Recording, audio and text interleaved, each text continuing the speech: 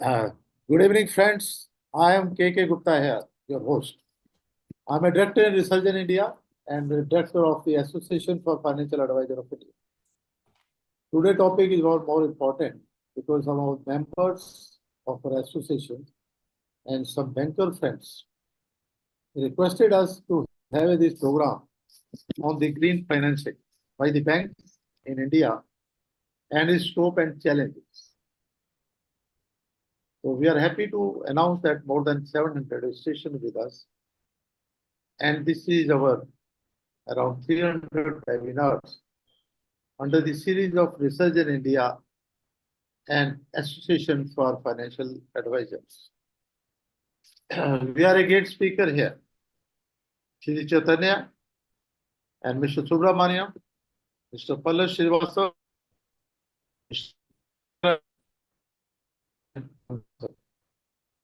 So we are going to discuss in details about the green financing in India and what are the scopes and what are the challenges. Green funds play very crucial roles in promoting sustainable development by mobilizing financial resources toward environmental sustainable projects. It enables the transactions to a low carbon and climate resilient economy, which is essentially for achieving global climates, as per Reserve Bank of India. It is required that at least 2.5% of GDP should be invested every year up to 2030 to have the net zero emissions by 2070. 11 lakh crore US dollars as per estimate is required per year. An even larger investment of 716 crores is estimated to be necessary to have net zero emissions. Indian government has set a mission target to have renewable energy of 450 GW by 2030. These goals signify the major shift toward the non-fossil fuel-based capacity. The opportunity for green finance in India is substantial. Due to capitalize of this, the financing environment need enhancement. This includes increasing the capacity of the financial institutions to manage and invest in such projects. Specific training development of green finance are essential for the banks and other financial bodies to effectively support these ambitious environment goals. I will not take much time because there is a box of time with us. So we are with us, Shri Pallav Srivastava, who is the Director and CEO, IIFCL project. He has 3 decades of experience in infra transactions, advisory, investment, that is debt and equity, building contract and concessions of IDFC, Grishals, Feedback, Venture, Aditya Birla Groups. So he has much experience under the fields. So Mr. Srivastava, just I want to know, you are working with IDFC as a director and CEO. So how you assess the eligibility of the business for funding the green projects? Because this is the most important aspect here. How the eligibility can be assessed, because our entrepreneurs are requiring such information.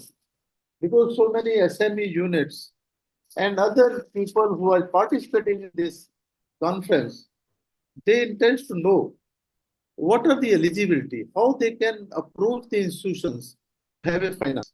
So I hand over to Mr. Srivastava so far his well thought. Srivastava sir, please. Thank you very much, sir.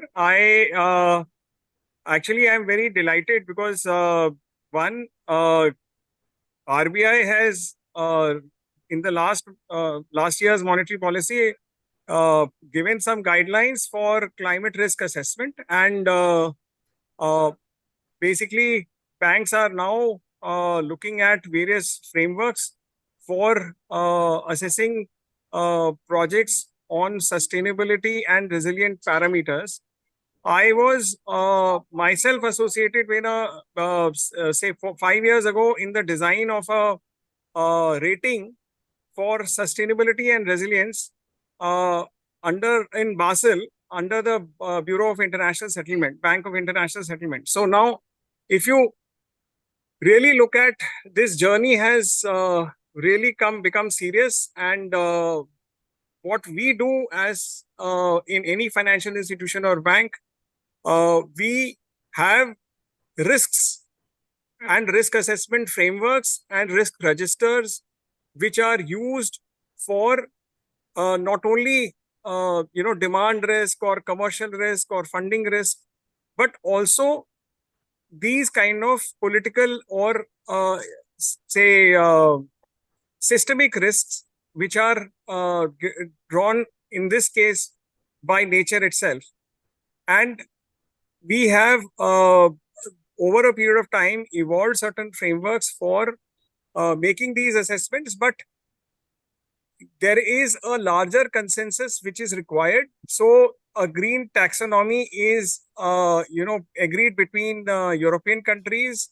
There is a general agreement within Department of Economic Affairs and Ministry of Finance.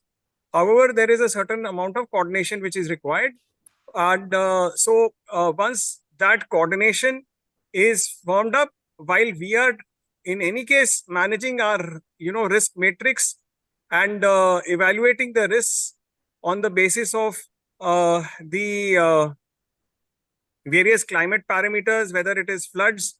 So if we want to simplify it, if you see, there are 5 things which actually come in any project where when we are talking of climate risk or green financing. So first is the environment side, environment parameters. So whether it is the temperature rise or whether it is excess precipitation, so or pollution, or say like the smog which is because of Parali coming to us. So all of this is coming under the environment bucket. Then we have social bucket, then we have governance bucket. And in addition, what we have seen is that there is a disaster resilience bucket, which is also included in the overall framework, which we use for assessment. And then the final thing is the certain.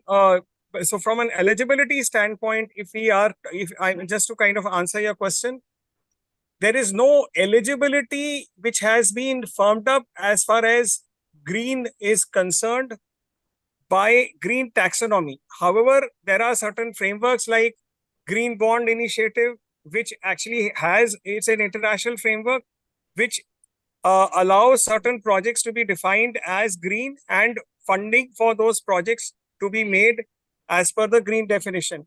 The standard that I was associated with, which is now fast infra, fast infra standard. So that is a rating standard which also assesses the projects on green dimensions. So this is how the green eligibility projects for green finance are identified. So major point, Mr. Srivastava, is because Yes. this webinar is 700 participants there beside the electronic media. Most of the persons are the SME sector. So they want to set up some unit because now this green energy is the most important aspect. There is a lot of scope for the SME sector also. How eligibility they are eligible if the SME sector approach the IFCL? Whether IFCL can give a loan to SME sector?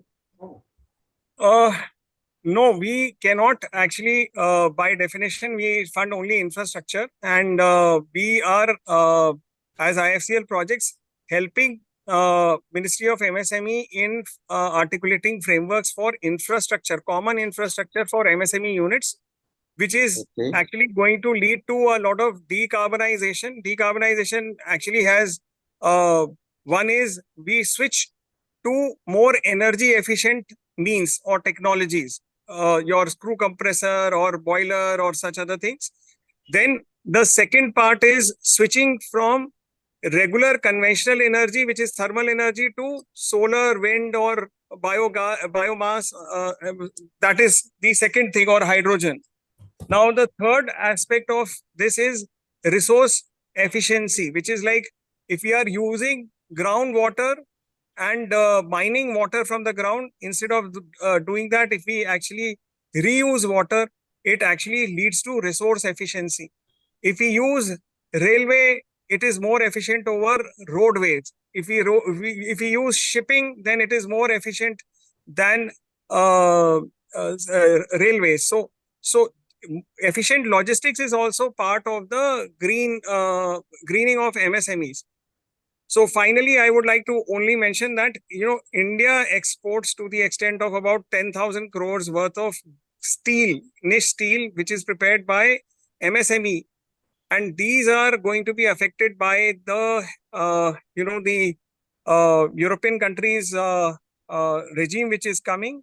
So for decarbonizing steel also, there are certain technologies which are coming. They are considered as hard to abate sector. So there are a lot of opportunities for MSMEs also. IFCL as a financial institution does not actually currently finance MSME units, but we are helping the Ministry of MSME to articulate a framework for green financing, which so Government of India has come up with a gift scheme, which is for green technologies, and SPICE scheme, which is for the circular economy, where waste recovery is concerned. So these are two schemes where interest subvention is being given. Interest is at a 2% lower than the market, which is being given by these schemes. Very nice, Srivastav. I think you touched very nicely. Because we are more concerned with the SME sector. What you're talking about the steel export, even green steel is also coming in a high way. Even SME sector, they want to produce the steel with a green steel, you can say. Yes. That is also a point here. And if we going to export to the European countries, I think cost even the price is much higher than selling for the common steel or something like that. Although that is the point. So point is whether you are financing green energy projects. We are not financing green. We only finance green infrastructure projects. We are not financing any, whether green or non-green, we are not financing MSME projects, at least for Green now. infrastructure, just like in a housing or a big project which are coming as a green, I think this is also major aspect we touched. The national priority for the also for the solar and other things. For that, IFCL can fund that projects. Yes. For solar, wind, all these projects, we are in fact one of the major lenders, contributing to the extent of about 20% of the finance going towards renewable energy projects in the country. Very nice, very nice. The question is the pricing. When we are talking about the pricing of the banker and for the IFCL, how it is a differentiate? Srivastav sir? Pricing, IFCL has, I would say, the best rates. Sometimes, in fact, a lot of the times we are even better than SBI. And I would like to also explain the fact that we are a long-term lender. We are an infrastructure lender, so we lend for 25 years, 30 years. Very nice. Whereas banks by themselves are only constrained because of their regime. They have, basically our savings, which are only for 1 year, 1.5 years. So they actually churn those savings time and again and go through a circular cycle. So they are mandated by the MCLR, and therefore they have to lend in a relatively shorter term. So, Asabi, I am very thankful to you who are to catch the flight. And I Yes. think your time. I have no Right. word to express our gratitude from the and my behalf. So that's why I started from you only because you have to catch a flight or something like that. No, So so I'm thankful. thankful. Thank you So so much. if Thank you have you. any thought or are there any advice to our participant, please, you're free to speak on that respect. Anything which Uh, can advise to entrepreneurs who are listening to you. no, I think the first and foremost, see, climate change is a big emergency that we have. We should actually move to more greener ways of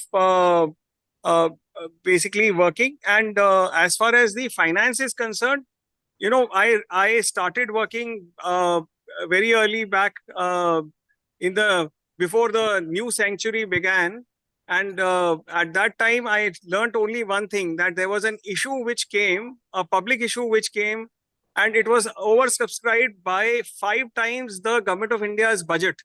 So Right, if you have a right structure, then financing will flow. So what I'm saying is that our agenda has to be right. Our agenda now has to be green. So we will have instruments which will actually give you financing. You should not be worried about financing for green infrastructure. You should actually be passionate about turning and transforming to green, and we will help you turn to green. Very nice, sir. Motivations to our entrepreneur who are listening that there is no dearth of the finance. Finance is available. Point is your Yes. project, viability of the project. Now green should be always green. So it is, I think, the order of the day that there Right. is a lot of scope because some entrepreneur talking to me, Gupta ji, you are holding this workshop of green financing, how it can be helpful. Now you see the scope and how much investment is required by the Indian government to have this mission of 2070 tak we have to put some money for a green energy. I I'm really offline. Now I'm coming to Siddharth Nagarajan. He is ex-director finance, Power Finance Corporation. He has more than 41 plus professional experience. Superannuated as a director of finance from the Power Finance Corporation in the year 2017. Setting up scale of US Power Finance Corporation, I seen him when I was general manager in Central Bank. I seen his working. So he has contributed a lot for the growth of the Power Finance Corporation. He is a pillar of growth of the Power Finance Corporation during year 1995 to 2017, when I was also somewhere associated with him. He is CA, post accountant, CIIB, because he also worked in some bank. Member of the Government of India, working group of senior management. He is independent director of Suksha Reconstructions Limited and director in Manikarkar Limited. Sir, I'm really thankful to you, sir, for sparing your valuable time. I think when I talk to you, you say, okay, Gupta, for you, I can. So I'm thankful to you, sir. So just I want to have a question of the specific green financing product of the Power Finance Corporation. The Power Finance Corporation is playing very crucial role, very important role for the growth of the green energy. So which are the order of the day, which the government of India already committed to have a net zero emissions. So, sir, No, any viewpoint for that Power Finance Corporation, sir? Any special thank which you, can be beneficial Gupta to ji, the Thank you very much, sir. Please.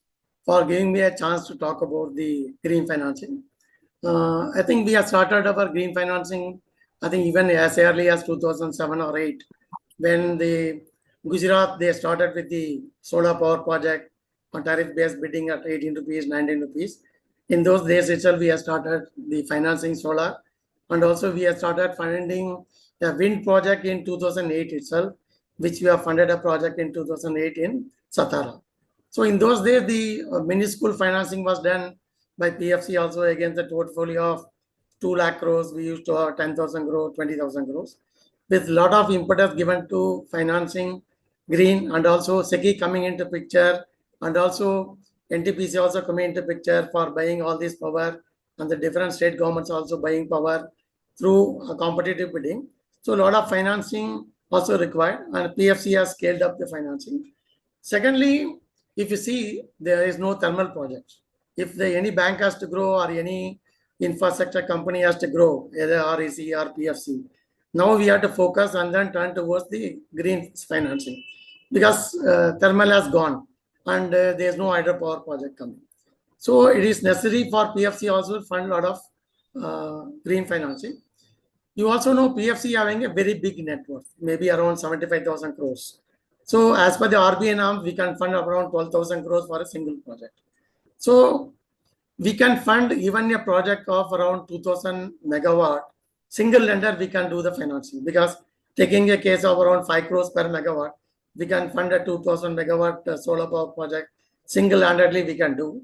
Only thing is, recently, you are talking about the small sector borrowers. Recently, PFC has unofficially taking proposal only above 500 crores.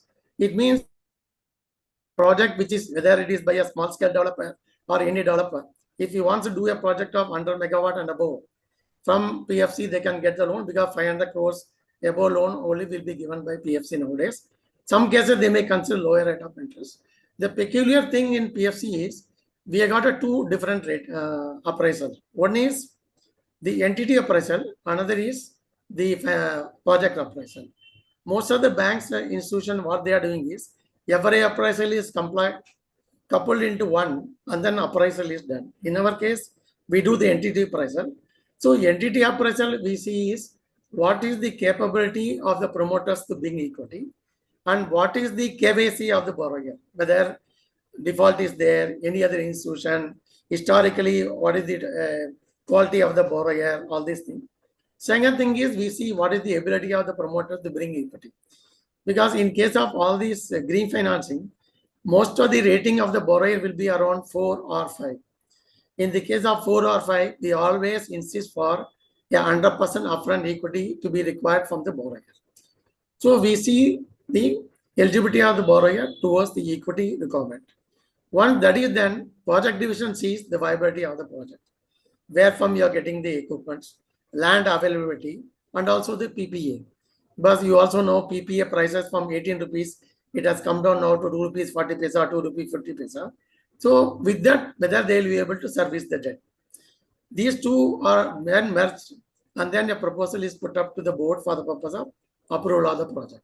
Once the approval is done, the rate of interest you are questioning from Palash was normally depending on the rating of the borrower. Suppose the rating starts from A1 to A5. Then if it is 5, it will be at a higher rate, maybe 10.5. If he is at A1, he may be getting around 9.25.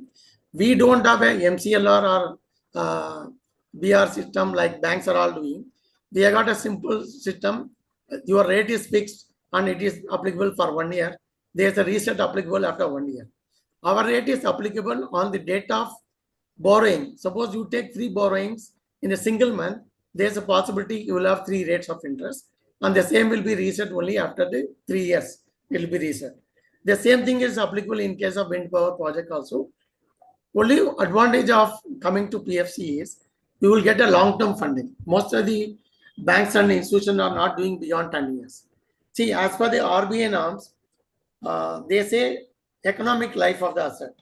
What is the economic life of the asset? You have to see. They allow 80% repayment before the commissioning, 85% repayment after the commissioning. So economic life of the solar is around 25 years. Wind power project is 25 years. So normally a lender can go up to 20 years. But most of the bankers are not prepared to do because of the ALM problem. Up to 10 years, 12 years they go. Whereas PFC can go up to 20 years loan they can do. And also some cases, if there is a very good borrower, they can go up to 22 years because still they got a safety margin of around 3 years. The issue nowadays coming, the next question posed to me is, what are the monitoring mechanism you do and also the challenges? See, in the olden days, recent time, a lot of SECI bids were there. People are comfortable to do a SECI bid. Nowadays, most of the private developers wants to do on a captive basis. In case of a captive, they should get the buyers in the private sector. The main problem faced by the solar developer or a wind developer is they are not having a PPA.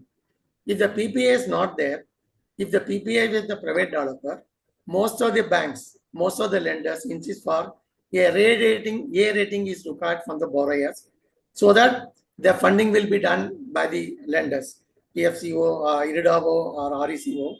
They will want a PPA from a rated borrower. Then only solar developer or a wind developer will get funding from all these institutions. So this is the major challenge for most of the developers. If they are not having a PPA from the government discount or SECI or NVVN, that is the problem.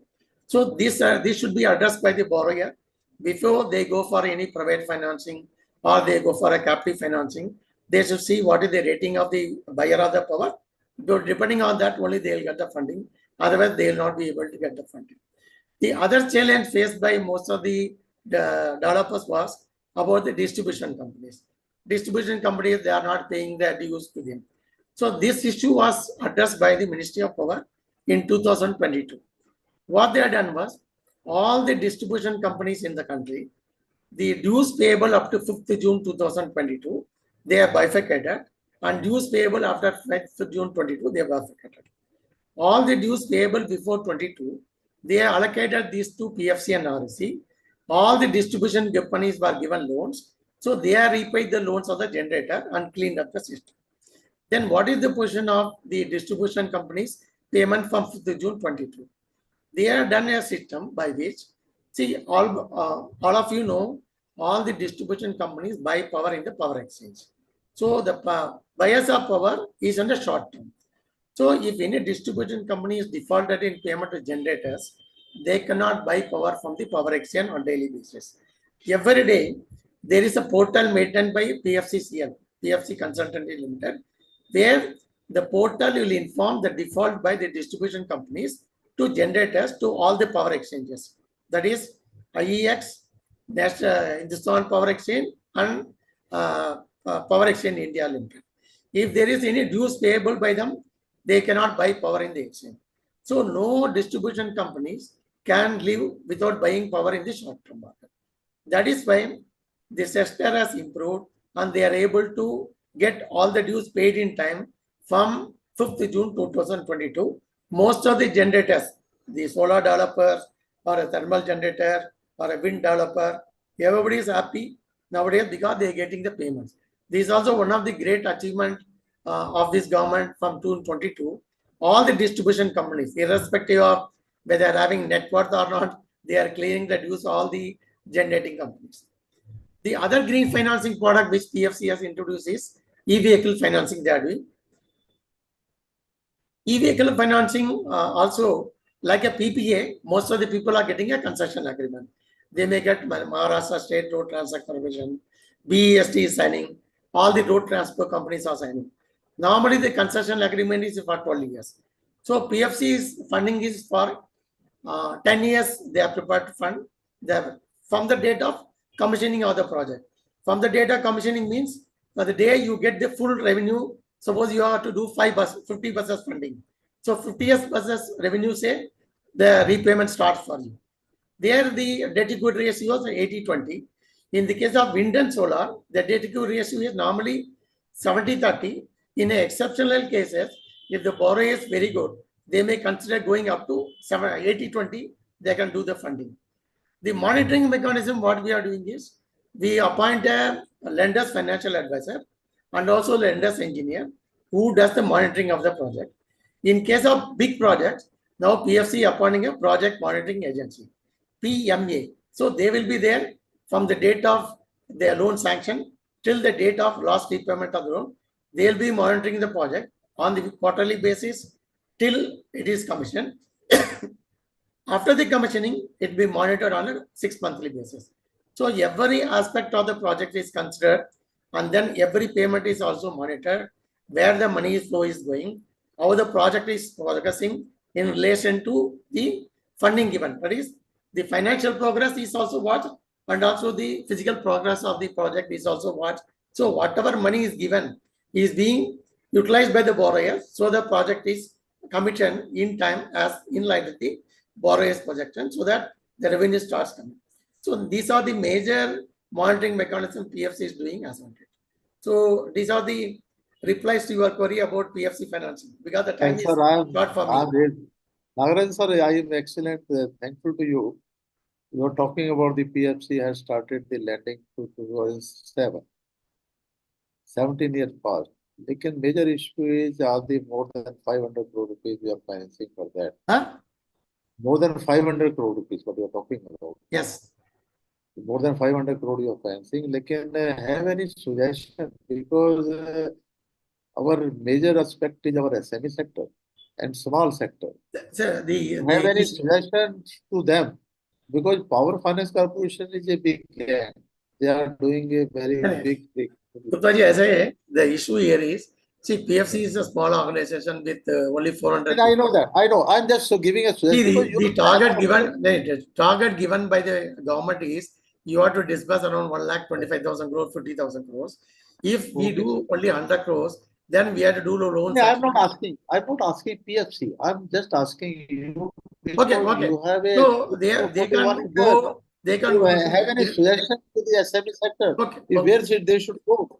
See, they can go to all the banks and institutions. They are because of the fact I told you, all the improvements are there in this sector. So they can go to all the banks, institutions. IREDA is also funding. Even SIDBI also prepared to fund all these projects. They can go to all the bank, all finance, everybody. The reason is small funding will be done by the bank because it is a priority sector up to 30 crores. In case of banks, the solar funding up to 30 crores is a priority sector. So a person wants to put up a 5 megawatt project, they can go to a bank and get the funding from them. So even up to 8 megawatt you can go because 8 megawatt means 40 crores required. Even with a 70-30 debt equity ratio, you can get the project commission with a 30 crore loan from a bank. So banks are happy to fund the priority sector category May. Now you got even the small finance banks are there. You can go to them. Like a big small finance bank, you will say, IAU Small Finance Bank, Utkarsh Small Finance Bank. All these banks also will start lending.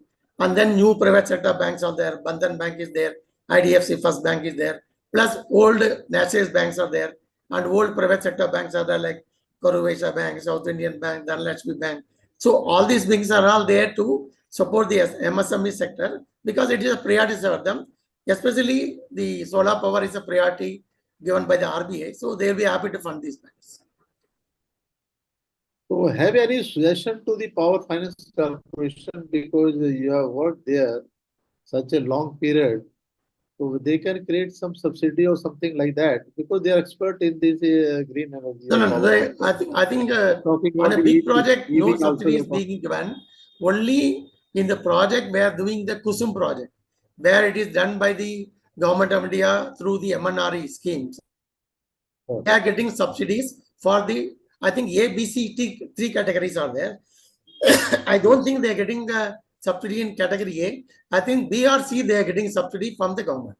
Solar power project. It's a small power project. They can do 0.5 to 2 megawatt project. It's all for the farmers' benefit. So they may be getting subsidy in these cases. Big project may they may not be getting subsidy.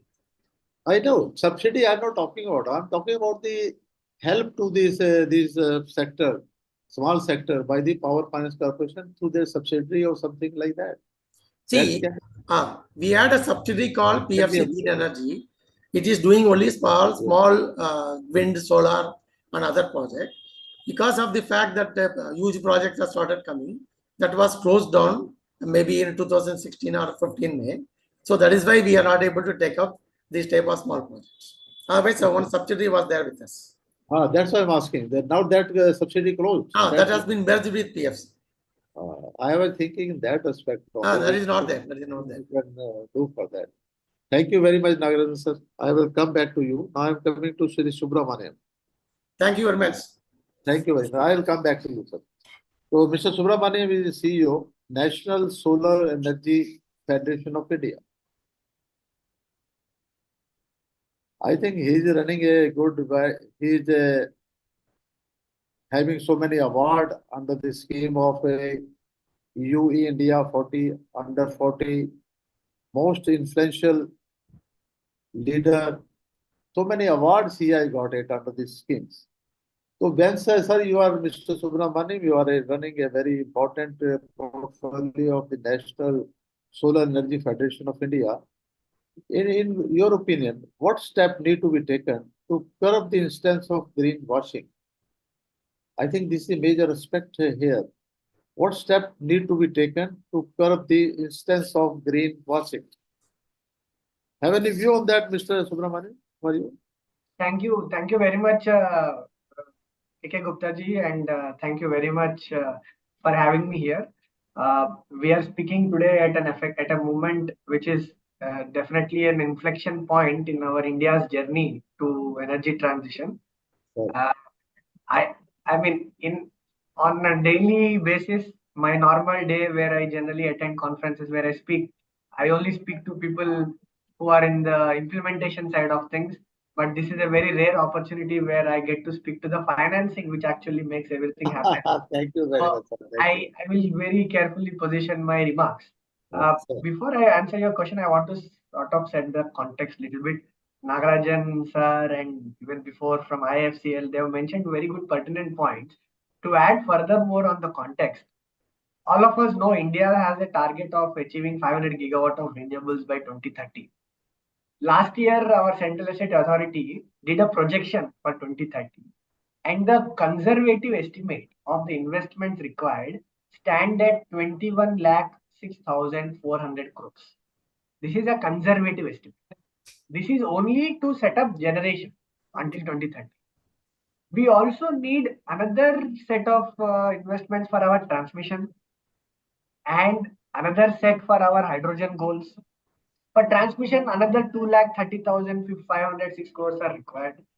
For green hydrogen alone, if we have to achieve our 2030 target, another 1,60,000 crores are required.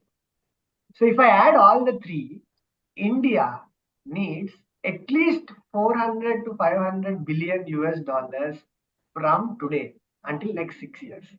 That means $100 billion every year, which is equivalent to $8 billion every day.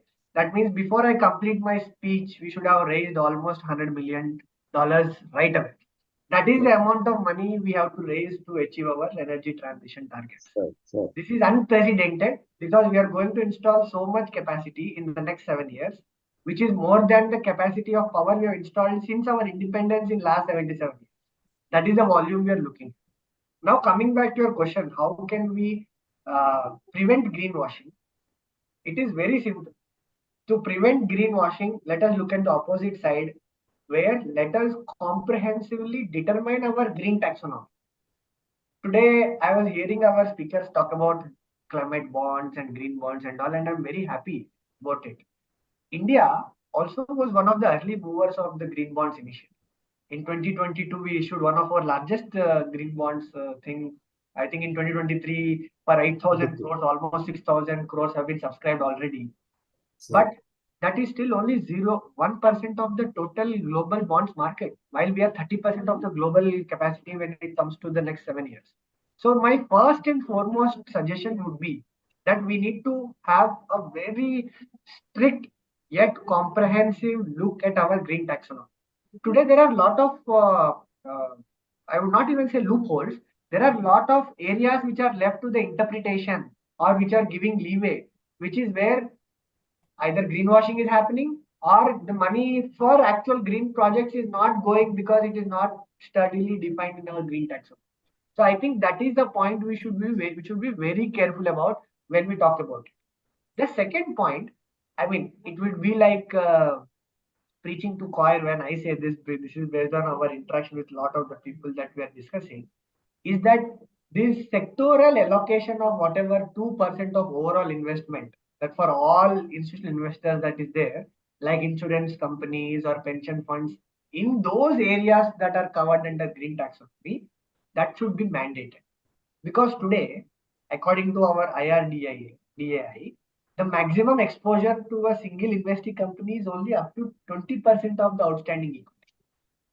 Imagine if we increase it by additional 5%, especially for those debt instruments, we are opening up the market for our own institutional investors and our own people to get access to the capital. Today, in the RE sector, Most of the capital, to a large extent, is being attracted through sovereign funds and Indian investors because no one wants to lose their, miss the bus of India's energy story because it's so lucrative. But if we are able to do these small tweakings, we would be strengthening our own financing infrastructure, utilizing innovative instruments of financing, including green bonds, and most importantly, preventing greenwashing. Previous speakers have also mentioned about our EU green nomenclature, which has been finalized. Today, CBAM also will come into place from next year for EU. That's why most of our companies are switching towards renewables. All these things are there. But I think taxonomy, defining it is very key. And you can ask me how to define and all. I'm just telling him define. No, we need to look at what are the areas that will qualify exactly for green energy. Today, installing solar panels on agriculture farms is not defined in the green taxonomy, while electrifying the agriculture value chain is not defined in green taxonomy. How will we then get funds and mobilize them to do it?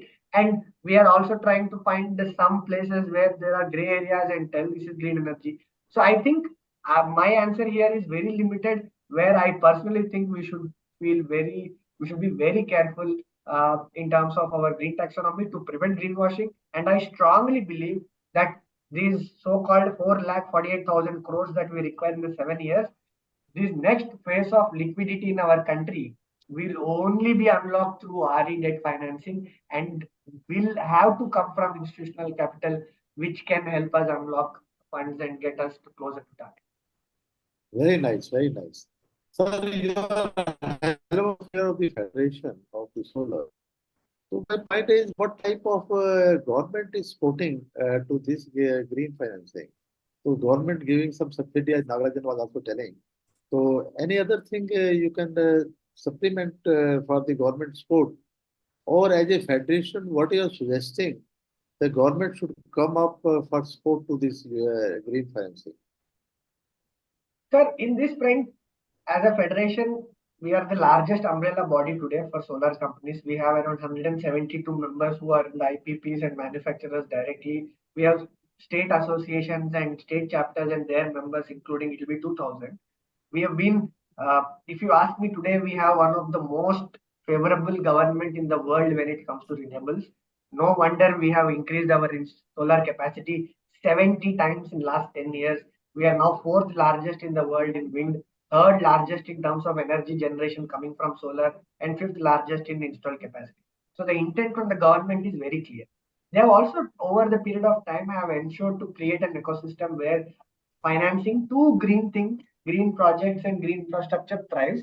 I mean, I would not say that the priority sector lending norms have been fully enforced, but to a large extent that has also been a driving factor. But as a federation, we would always request and would also try to very strongly impress upon that we need to have a very robust framework for implementation of our priority sector lending also. Today I was reading in the newspaper, and all of your members and banks are also, it's on their top of their table, the RBI new lending norms, that draft that has been released last month. Everyone is now in and over about a lot of the aspects of it. We have also tried to now give our own representation to our partners at Indian Banks Association and also RBI. We are meeting Deputy Governor next week. We believe the intent is very good, but we need to institutionalize it with a framework that will ensure accountability of the implementation, so that it is ultimately, if we are able to green our electricity, green our industry, green our mobility, green our agriculture, as a country, we will only reap the benefits. So why should not we create the infrastructure where our own money goes to our own projects and gives benefits to all of us? So our main request has always been, apart from this, is to also capacity building of the financing institutions and bankers. See, this is a new sector, right? This is emerging sector. I can't expect a bank manager sitting in a tier 2, tier 3 town to know how solar projects work and what is the risk there. So there should also be a framework that can impart that capacity and knowledge to people in the structure so that the lending also becomes easier. So these are my limited points. And my point is something different because I want what government should support. Our government is supporting as a subsidy of giving some initiative. Even they are telling the Reserve Bank has come out very clearly 2.5% of their GDP. Let you invest for the green finance. This is the one aspect. As a federation, you feel some other incentive to be given to this sector so that what is the mission of the government by 2070, there is a net no emissions to be there. Have any view on that? Or Yeah. No, on that front, I mean, that is still it'll be in a context of my first answer. We have written to DFS and the finance minister and also RBI on three things. One, of course, capacity building, I've written what Sure. government can do. But second is the most important part about green taxonomy. We have requested the government to increase the scope of the green taxonomy while clearly specifying the applications that are eligible for it. And the third aspect that we have also written, and we have written it almost 6-7 months back, and we are continuously pursuing not just with the government but also with our colleagues at IRDAI, is to open up that the limit that the maximum exposure of the single investing company, which is up to 20%, to open it up to another 5%, especially in the form of debt instruments. So we believe that will open up at least another 60 to 80 billion dollars of our green financing market in India, which is a huge figure by the way. These three requests, we have put it on the record to the Right. government last year. That's why I want to know from the federation because federation is also playing very important role for the development of the solar power. So I think that was the question. If you are taking up this issue, I think it is beneficial for our entrepreneurs. So thank you, sir. I will come back to you again. So I'm coming to Chaitanya, sir. I think he is a very, very important person. When I seen his profile, I am really happy. He started in 2012, focusing on sustainability and constructed green building growth, solar power.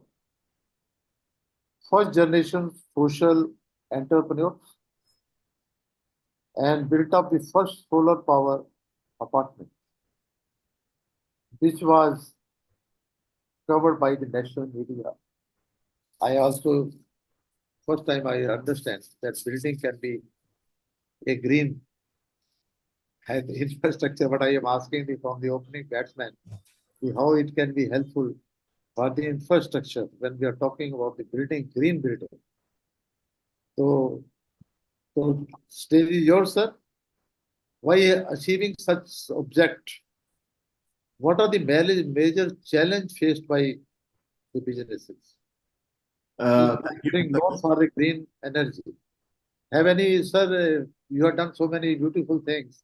I think you are the first man who had done such green building. So we want your thoughts around this subject. Thank you, sir. Please. Thank you, Gupta ji. Thank you for having me here. So, as you were mentioning, with your position and stature and experience, you're hearing for the first time. That's the sad state of affairs where we are in when it comes to the awareness with respect to the green buildings. When we started in 2012, it was Greek and Latin, but at least now the awareness levels have increased, and even the green, which is the need of the hour almost a decade or 2 decades ago, is still trying to penetrate our residential construction market. So, as I have heard from a lot of, the few speakers earlier in this session, even you were mentioning about what about MSME, what about MSME. So there are two things. One, I come from the builder community, the builder developer community, where we are into construction, and we are from MSME segment. So the two most neglected green segments in the country, where even if you look at green financing from banks or NBFCs or green funds or anywhere, we are nowhere in the race. We are at the bottom of the consumption list or criteria list for them. There are many factors to this. If I really have to quickly highlight some challenges that we face in procuring green projects, the first thing is we have very limited lenders with limited understanding. Many lenders in India, be it banks, NBFCs, they are still very conventional in their thought process and traditional in their approach when it comes to funding green building. The awareness is very limited. And you'll be surprised to know when we started in 2012 and 13, the first project, forget about we getting funds for a green project. Our buyers were rejected by the bankers to give them home loans. That was the state of affairs when we started. And we had to hold meetings with various bank officials at the top levels to make them aware of what we are doing. And then things started changing and they're okay to provide bank loans to the buyers from our projects. And usually, innovation is the problem when, again, these things go hand in hand, the awareness and the innovation. People say, gaga things about when you listen for the first time, which you haven't heard about. We were the torchbearers of what we are doing since 2012. But then innovation, it's a misconception that things will easily work out when you are innovative. It's not easy at all for institutions to believe in it easily. So unless there is a good capacity building for all the institutions at all the levels, people would just brush off things because they cannot believe what they just heard. And another thing is, when it comes to the financial institutions, especially for banks and NBFCs, they look at vintage. They typically categorize the builders as segment A, segment B, class A, class B, class C builders, like your first rank, second rank, third rank. And when you do that, innovation really takes the last seat, and then years of experience will come into picture at the front. But if you really look at the long-term builders or developers, they are comfortable in their zone. They really even need market validation to get into doing new things. Whereas for us, people like me, we just start off with passion and high risk taking, and we don't even look for market validation. We just look at the solution, whether it is possible or not, and then we start off with things. So, but the moment you ask, like, how much vintage do you have, how many projects you have done, how many million square feet you have delivered, I mean, it's a chicken and egg story. Unless we deliver, we cannot build that. Unless we build, you won't give us loans. So how do we survive like this? And in this kind of thing, right, even the size also matters. Like, right now I'm hearing the earlier financial corporation speakers, they are talking about 500 crores, 1,000 crores and all. When we are starting small, our projects are in small to mid size. We don't need so much of funding. We just need few crores, 5 to 10 crores or 20 crores, something like that. And that's the most neglected ticket size, which they are not interested in getting it, because everybody wants big ticket size. And even though there are banks, as Mr. Nagarajan was mentioning, for up to 30 crores bank can look into that. But banks really don't have the capacity to understand what we are doing and how to look at it from a case-to-case perspective. No, they just have a general yardstick to measure everything by single scale. And it is difficult to even scale up with that kind of a mindset. And even, the builder community, developer community, we have very limited access to green funds. Obviously, if there is a big green fund, they need to have a local, like a gatekeeper for international green funds. And the low cost of funds that actually the country receives from outside India, we won't even get the end use benefit of that particular low cost, because probably the institutions are just passing on 1 to 2% as a low cost for building a green project, which is actually very less compared to what is their cost of funds with the international green funding. And yeah, last but not the least, I think the interest of this major green funds is more interested in large ticket sizes, maybe like industries, establishments, factories, manufacturing units, power projects, big hotels. They're all interested in this. But if you really look at it, all these things are one time of projects. But if you look at the builder developer community, we will be doing project after project throughout our lifetime. And if you're really dedicated into the green space, then the scope of delivering a good green footprint is much larger compared to a regular, any other domain, if I have to look at that way. And outside my domain, yes, there are. Yeah. Please. Outside my domain, there are still a lot more factors. There are higher initial costs. There is, lack of collateral. there is regulatory uncertainty, market volatility, longer payback periods. It's good to hear from somebody, one of the speakers that they mentioned, they do it for 20 years, 22 years. Usually, a lot of institutions don't do that. That is one other challenge for a lot of regular domain green projects people have. And all these things will only lead, increase the reluctance towards green financing rather than encouraging green financing. Important, Chaitanya sir, I am really happy to listen to you because you are very, very transparent. Whatever type of difficulty you say and you told, I think it is very practical. As you say, the lenders, limited lenders are there. They don't understand the things. For big projects, big companies like Power Finance Corporation is there. Lekin for a SME sector, it is very difficult. So that's why this session was planned. Because what are the scope and what are the challenges for the green energy? Green energy is out of the day. When you're talking about in steel also, we are saying green steel. So everything now should be a green. So that is the order of the day. And definitely some innovation you have done it. Looking for innovation, what scope you are getting? It's important. The lender feel that your innovation, whether it is work or not. And if you're getting a housing loan for a innovation project, for your green project, even home buyer is not getting the loan because whether that will be successful venture for you. I think these are the difficulties. Although, sir, you have told difficulty, now we want solution from you also. Any suggestion from you? We how this difficulty, what you in we say, what way you are facing it, and have any suggestion to the listener because this video may go to the ministry also. So, have any suggestion so that your suggestion because you are a critical person, have any things in your mind which you can tell well such things should be happen like that so that the policy can be reframed because already Reserve Bank have come out very clearly it is a priority sector advance. It can be classified as a priority sector and they also worked on a priority sector. And Reserve Bank is also told very clearly 2.5% of the GDP every year should be invested in that. So that's why I'm asking you, what is any suggestion?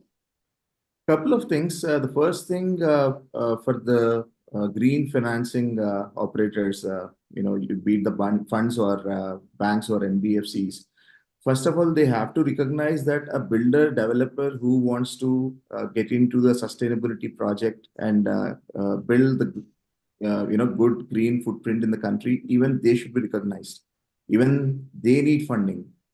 In fact, if you really look at the green projects, the builder developer projects are the projects which will have the least turnaround time. The maximum funding you might need is, depending on the size of project, is anywhere between 18 months to 5 years. No construction project goes beyond 5 years, how much ever big it is. So in a way, it is very beneficial for them to even look at that. And another thing is, it's even though it's real estate, the prices usually either stable or go up. Or in a 5-year period, if you look at it, you are completely on the safe side of funding. You are not at harm's sake. Another thing, when it is a real estate project, you actually get 200% collateral compared to any other larger project that you have. So you are completely secured. And as Mr. Subramaniam was mentioning, capacity building needs to be done at all different levels. I wouldn't even mention a 2-tier, 3-tier city or a town's branch manager should know green financing. Right now, the situation is even if in the metros and cosmopolitans of India know about green financing, the managers know about it. That would be a fantastic achievement. Okay, sir. Thank you very much. I think you have tell very frankly what type of difficulty. Let me also examine the issue. We'll see to it how we can work on that. Vicky, yeah, yeah, you.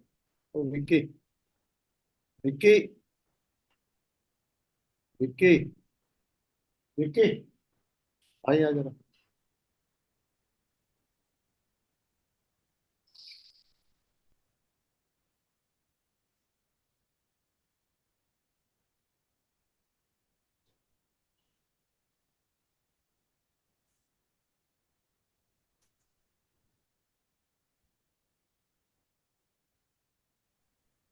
Sorry, actually, I stuck up somewhere.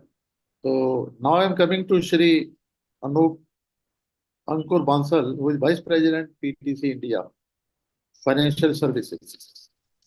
He is a MBA Finance, Industrial Engineering, 19 year experience of a corporate finance and sustainable finance project in renewable energy, road project, power, waste management is expertise.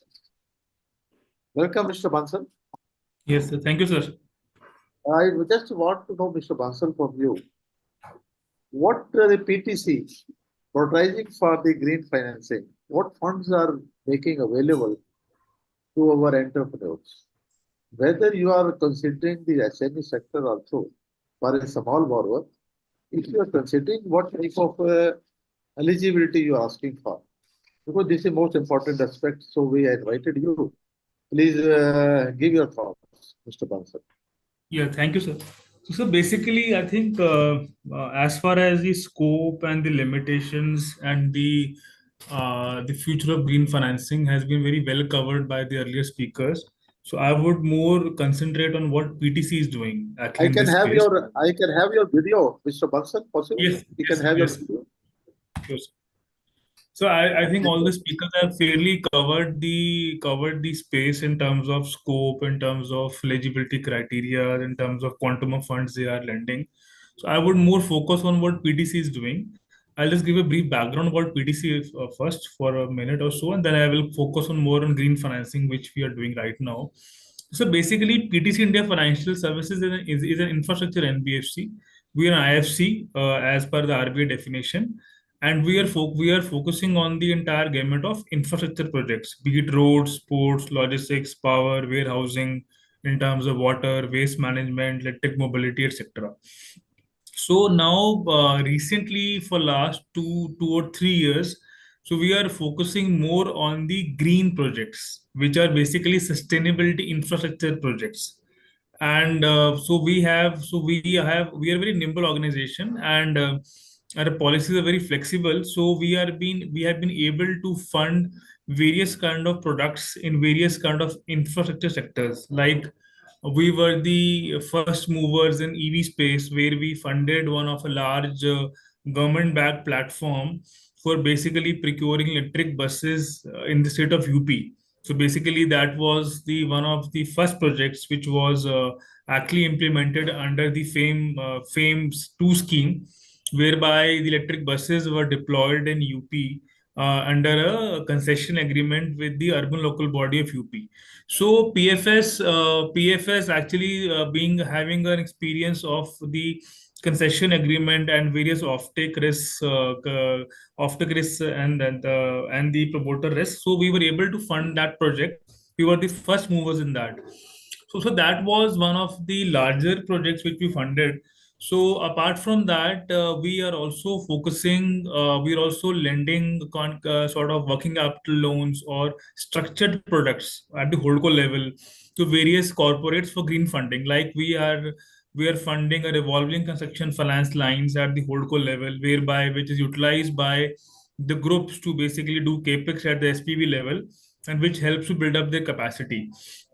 So we're also looking at working capital loans, like we are looking at smaller companies also, which need basically growth capital to grow. Apart from large infrastructure players, which anyways have a large backing of private equity, or maybe have some kind of sovereign funds backing them, which obviously the scale of the projects is very huge in that case. Apart from that, we're also focusing on some niche companies, like some startups are there.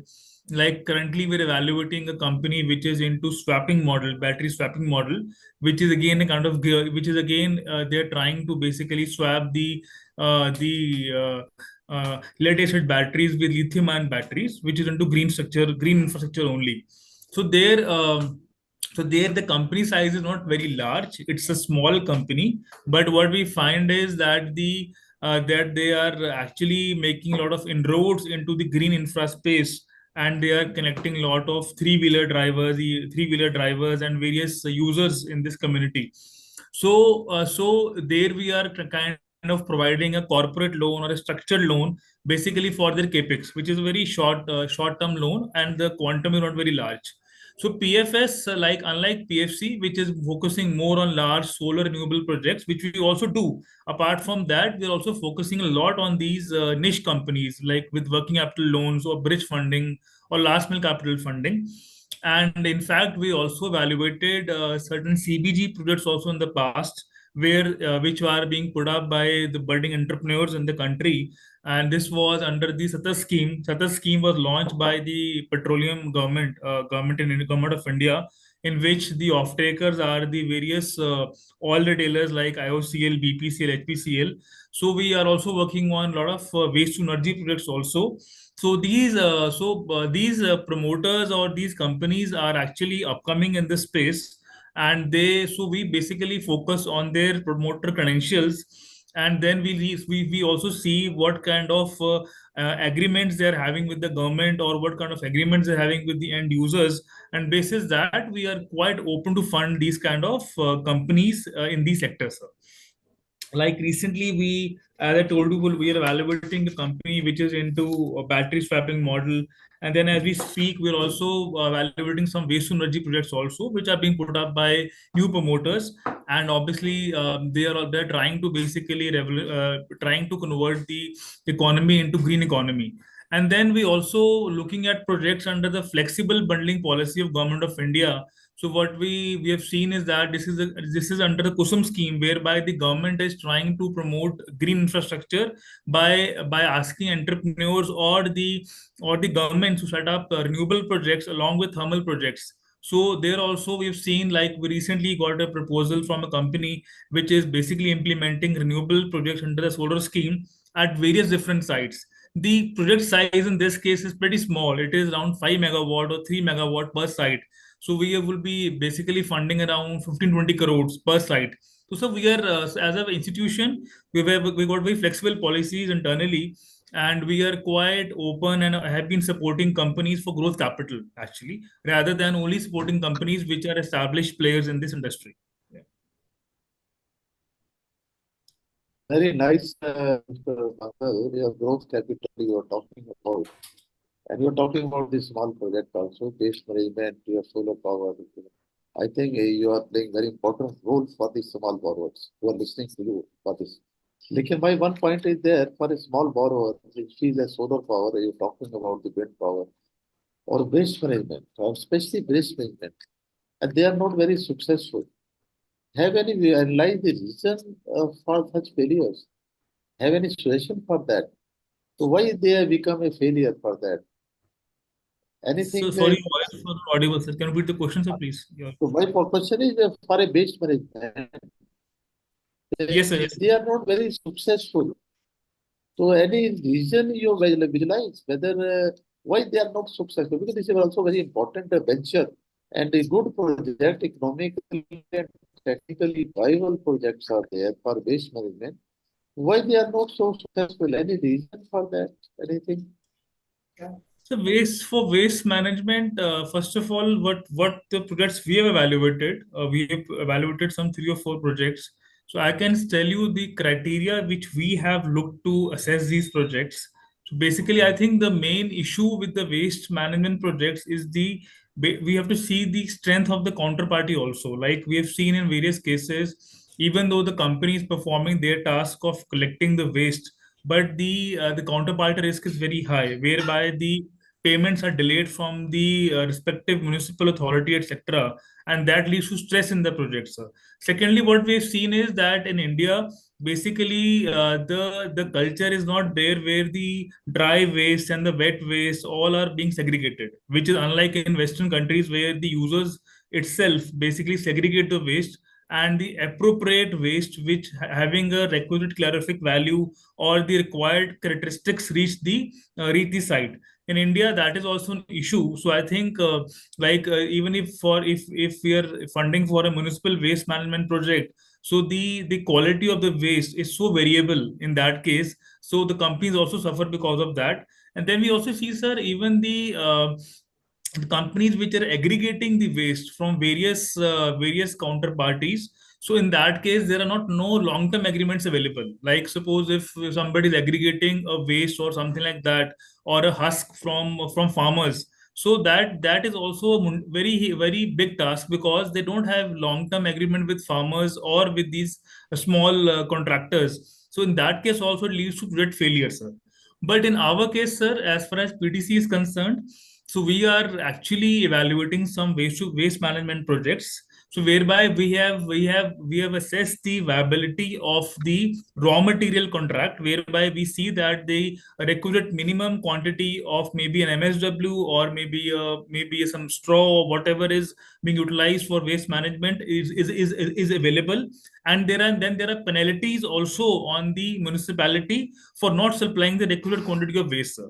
This is one part. So secondly, then we have to see, then even the company has to have the requisite manpower, because what we've seen in these projects, that the technical credentials and the manpower skills are very high, because in these projects the major cost which is there is of the manpower cost. So I think even that, like we have seen companies, like if I could mention companies like SMS Group is there. So SMS Group is quite renowned in this space, whereby they're handling the medical waste also, they are into hazardous waste management also.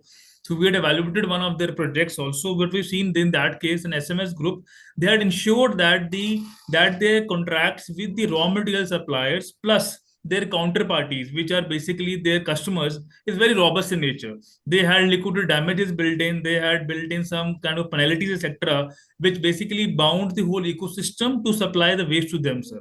So I think, sir, that even for new generation entrepreneurs or SMEs, I think rather than just entering into the waste management industry, I think robustness of the contracts and the credentials and the resourcefulness of the counterparty, basically their customers, have to be assessed. Otherwise, if the municipalities for which they are working or the urban local bodies for which they are working, if they are weaker in profile, financial profile, if they don't have adequate budgets from the government or some kind of subsidy support from the government, even though they convert the waste into energy or they do their job excellently, but their payments will get delayed, sir. So that is why the bankers are shying away, because they see the risk in terms of the counterparty risk, the offtake risk, as well as the raw material risk, sir. But we are quite open to that, and we are evaluating some very good companies which are also smaller in nature, and we are evaluating basis the contract strength and the counterparty credentials. Yeah. Very nice, Mansur Saab. I think you're covered. PTC, I think they're doing excellent job for a small people. Yeah. Thank you, sir. Please keep it up. So I will come back. I am coming to Mr. Nagarajan, sir. Nagarajan, sir, I think you are told very clearly how they can approach my SME sector or small entrepreneurs. Last word, you can say something to advise to our listeners, sir, because people are listening to you and getting something from you. Have any advice to them? I will add to what Mr. Ankur Bansal has told. See, Sir. all these biomass projects which have come in 2004-5, the same problem they faced. The thing is, Sir. see, whenever you get a ask whatever is there, the agriculture product from the rural areas, when you put up the project, you get at 2 rupees per kg. Once the project is put up, the local people tell the agriculturists, these people are taken away, you are asked at a very low price, increase the price. Whereas the projection raw material cost is 2 rupees per kg, whereas it goes up like that every year, because the local people say this fellow is making more money, please ask more for your raw material. Because of that, most of the biomass project in all the states have gone for because of this. The raw material availability and the price of raw material which is available over a period of time, because you have to get it for 25 years. You are not getting the project, or nobody is prepared to sign a long-term agreement for you for supply of the raw material. That's why most of the waste to energy projects are failed in the country, at least last 20 years. So on both the sides, like Ankur has told, you should have a contract long-term for a raw material. And also on the other side, when you supply the material, and the other party also should be able to prove, then only you are able to run the project well. Otherwise, even in a 1 year, you don't get one of them, then you'll be having a big problem. One of the advice to all the MSMEs is that when you do any project, take care of your man, material, money, and land. All the 4 things are available before you start the project. Otherwise, then you will get a problem, because when the EPC is not there, you get a problem. Money is not there, you get a problem. then you don't have the land and all sorts of problem. So all the four things you keep it in advance before start any of the project, especially the solar power project.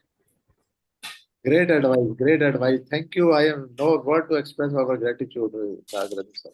Now we come to Chitrendra sir. Chityana ji. Chityana sir. Yes, please. Any last word to our entrepreneurs, sir? Any last advice to them? Because you are doing excellent job for the green building. Anything, sir, you can advise to these people? I mean, for the entrepreneurs, people who would want to enter this space, we always keep hearing, right? Green is the need of the hour. And we have been hearing this for nearly more than like 15, 20 years now. And still we say the same thing. And for any entrepreneur who want to get into this space and who even have a remote doubt whether being in construction, being as a... Sir, any advice? Yes, yes. Hello. Am I Subramani, audible? sir, you are there? I think you please आपका जरा mic ठीक कर लीजिए. चलो, I am coming to Mr. Bansal. Bansal sir, any advice? Bansal sir.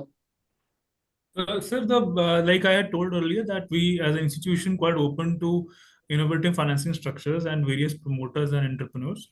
I think the only thing we have learned from our experience is basically like Nagarajna sir also has just recently told that it's a robustness of the contracts and offtake capability. I think the promoters here, SMEs, would be quite capable of implementing the project, but that is only one part of it. Actually, it's a whole ecosystem whereby the raw material plus the counterparties also is a part of the overall project. So I think rather than they would be having technical capability, but I think the overall ecosystem has to be very well managed. Otherwise, they would get stuck up somewhere or the other. Maybe like Sir has told, in terms of land acquisitions or in terms of their payment delays or in terms of raw material risk or price escalations. So I think those things have to be discussed with the government or various bodies which are promoting waste management or other industries, and this has to be mitigated upfront. Like sir, we saw the Satar scheme. Satar scheme was basically where it was being promoted. CBG was being promoted. In CBG, the IOCL and IOCL, HPCL, they are basically guaranteeing the payments. They are saying if you produce such this CBG gas, we will take at a minimum price, and that too will be linked to the inflation and the fuel price going forward. So there, at least since IOCL, HPCL are AAA institutions, sovereign institutions, so I think there the entrepreneurs will not face a challenge in terms of their offtake risk. They will get the payments on time and on time. Only in that case they have to see their technology CBG plus their or the raw material sourcing. So I think that is how they should go for schemes which are well implemented by the government of India, where counterparties are strong and where they see potential of growth also.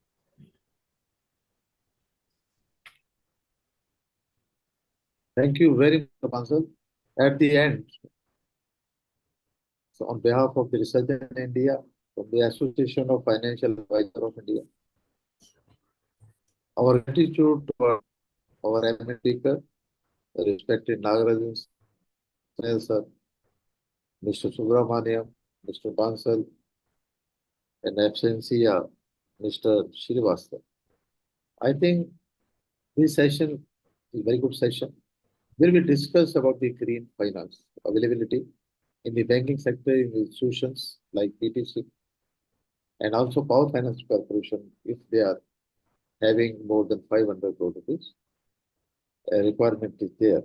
Big project, you can go to Power Finance Corporation, and for small PTC, and bankers are also available. So being a research in India, we are a merchant banker, we are investment banker, we are also conducting TV study, technical economical viability study, and preparing the DPR. If any entrepreneur is required any help from the research in India, we are at your disposal. With this word, I'm thankful. I'm also thankful to my home screen, who is managing this show. So Mr. Rajan, Mr. Lokesh, Mr. Devesh, and Mr. Chaudhary, and other all my IT teams who are doing excellent job to organizing such a webinar and getting a feedback from our members, from the bankers, from the entrepreneurs. So mostly we are trying to do it such type of webinar every week. So we have done about 300 webinars on a various subjects.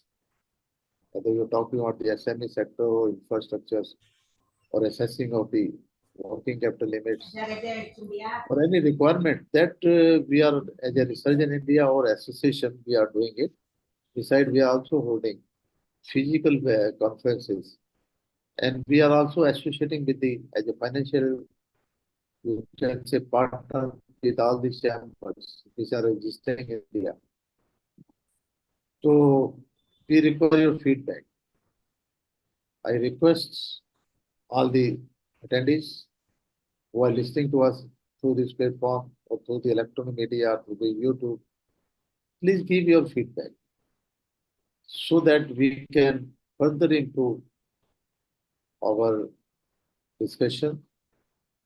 So we try to invite all the eminent speakers of the industries who are knowing the subject very well and who can guide our entrepreneur participants. So with this word, I'm thankful to all of my eminent speakers, all the participants, all my off-screen helper, my staff. So I close this session with your permission. Thank you very much for that. Thank you, sir. Thank you. Thank you, everyone. Thank you very much. Thank you, sir. Thank you. Well, thank you very much. Thanks a lot, sir. Thank you very much.